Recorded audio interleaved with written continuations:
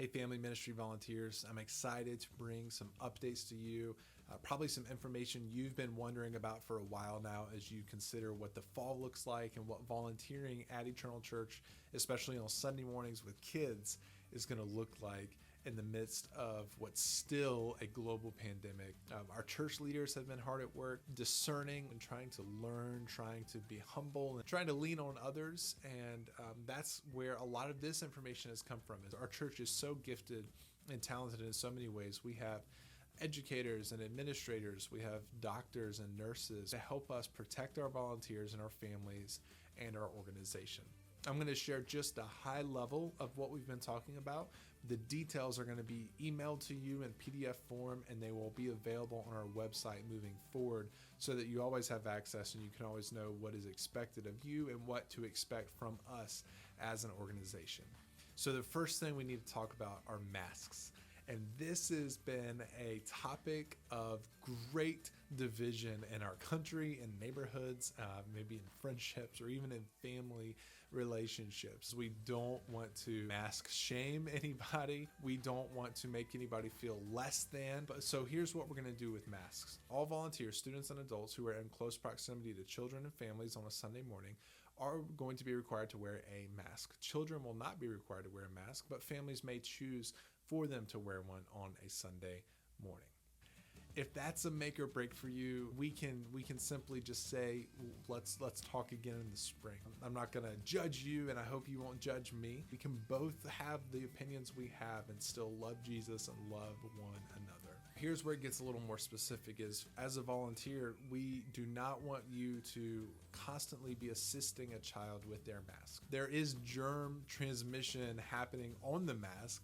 And so for a volunteer to go and touch a mask and reposition a mask constantly throughout the morning is absolutely going to spread germs. If a child is not used to wearing a mask and cannot keep their mask on throughout the morning, we'll simply ask them to take it off, and it'll be kept with their things for that morning until parents come to pick them up. Parents are going to have all this information ahead of time as well. So once again, all volunteers, students, and adults who are in close proximity to children and families on a Sunday morning are going to be required to wear a mask. Children will not be required to wear a mask, but families may choose for them to wear one on a Sunday morning. Next is room capacity. On Sunday mornings at Eternal this fall, we are going to have a half capacity limit for the first few weeks as we get our feet back underneath us and continue to learn more about what Sunday mornings will look like at Eternal. You as a volunteer will not have to keep track of room capacity. Our check-in system will do this automatically and will close a room when it has reached capacity, and our hospitality team will help a family navigate what to do next. And with room capacities, that leads to the bigger question of, what does social distancing look like for children? There's nothing you can do to get a 3-year-old to social distance from another 3-year-old.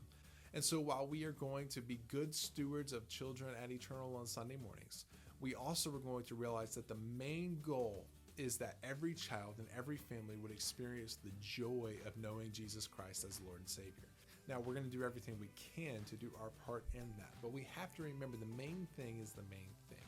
And so we want to keep our eyes and our hearts focused on the gospel mission. And what that means for you volunteers is the pressure's off of your shoulders. We have policies in place so that we can all at the end of the day say we did the best we could do. We were good stewards, we followed the rules, and we kept the main thing, the gospel of Jesus Christ. We do have a lot of plans of how to identify symptoms ahead of time. Before a family member gets into a classroom, check-in team will be asking a few questions of each family when they check in on a Sunday morning. And if we begin to suspect there are any symptoms at any point in the morning, we will refer to the Fort Mill School District's symptom guide and identify from there. Families will have this information ahead of time. We'll have it in all of our volunteer handbook. More details will be in the PDF we're sending out, and I hope you'll take some time to read that ahead of time. We're going to follow Fort Mill School District guidelines on this. It's great. It's well thought through by professionals who have much more knowledge than our ministry team does. And it's a great way for us to be in line with local government and local authorities as well. Thank you for watching this video. It's more important now that you go and read through the PDF that we're sending out, our 2020-2021 COVID policy. At the end of the day, it's still about the gospel of Jesus Christ. It's still about families experiencing the joy of knowing Jesus as Lord and Savior. We're going to be good stewards of the families that we have at Eternal. We're going to be good stewards of the policies that we have in place. But ultimately, Volunteer, you are here to know a child's name. So thank you for choosing to jump into this, to show up consistently in the life of a child, to call them by name so that they can begin to belong and they can begin to believe.